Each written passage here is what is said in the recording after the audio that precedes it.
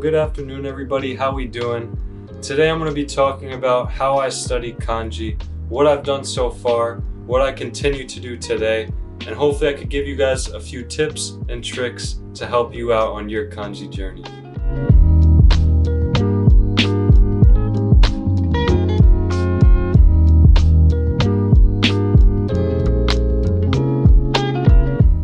Okay, so as a little recap for those that don't know much about the Japanese language, Japanese actually has 3 different alphabets. First one, hiragana, second one, katakana, and the third one is kanji. Hiragana and katakana are relatively easy to learn. You can remember them after a week or so, probably have them all memorized after 2 or 3 months. However, kanji is a whole different story. In order to be college level fluent in Japanese, you have to memorize over 2,000 different kanji symbols. So, how do I do it? How am I going about this? When I started learning Japanese, I started with the Genki textbook series. If you've ever thought about learning Japanese or have even started, you've probably heard of this series. There's 2 different textbooks, an orange and a green one. Both of them cover basic grammar and very basic kanji in order to get you started with Japanese. So when I started with Genki, the first 3 chapters, they actually don't have you memorizing any kanji symbols at all. Once you got to the 4th chapter, they begin introducing kanji. You have to memorize 10 each chapter.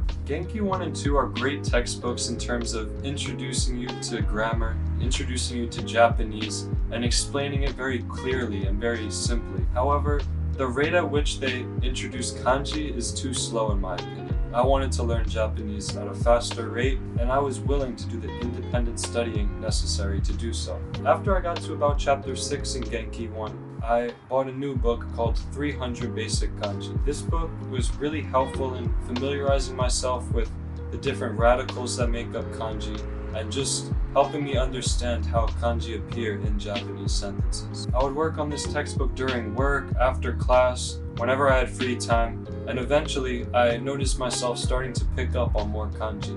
I still had trouble remembering all the readings and writings off the top of my head, but it was definitely a step in the right direction. While I was using this 300 Basic Kanji textbook, I continued learning 10 new kanji every chapter in Genki, and I eventually moved on to the 2nd Genki book and continued learning new kanji there. However, Genki alone wasn't teaching me the kanji I needed to know, so I got a new kanji book after finishing 300 Basic Kanji. This kanji book is called Remembering the Kanji by Heisig.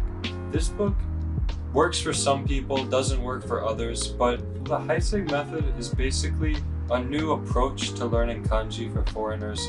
It's not how Japanese people learn it in school. The Heisig method basically assigns a key word to each kanji, and then you have to make a story based on the radicals of that symbol to help you remember the writing. Abroad in Japan made a great video about this a while ago. It's actually the video that inspired me to start using that book, so I'll link it in the descriptions if you want to learn more about the Heisig method.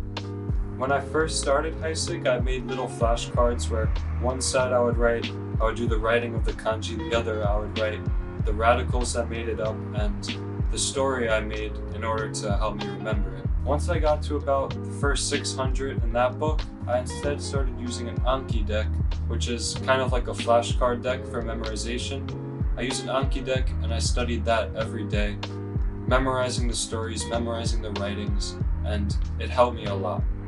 Now that I've finished the Heisig method, my main focus is just memorizing the readings of kanji. This is probably the hardest part and will take the longest. It's impossible to do it overnight, but being in Japan, seeing kanji symbols every day is probably the best way I can be practicing this. In addition, I'm taking a Japanese class at my university, and we're using this textbook. It's an intermediate level textbook.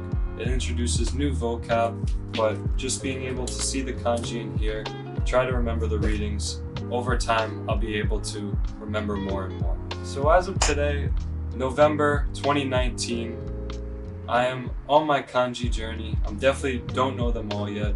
However, it's incredible to be able to see symbols out here in Japan that a year ago would have just looked like a bunch of lines to me, and now they have meaning. Sometimes I can even read them. It's a great feeling. If I have any advice for somebody that might be feeling like they'll never be able to learn all of Japanese kanji, the advice would be, don't look too far ahead. Focus on one thing at a time, set small goals for yourself, and over time you'll reach your goal. So when you first start, don't think about how you need to learn 2,000 kanji in order to be fluent. Just focus on what's in your textbook, what words are common, like what words do you want to know, and go from there.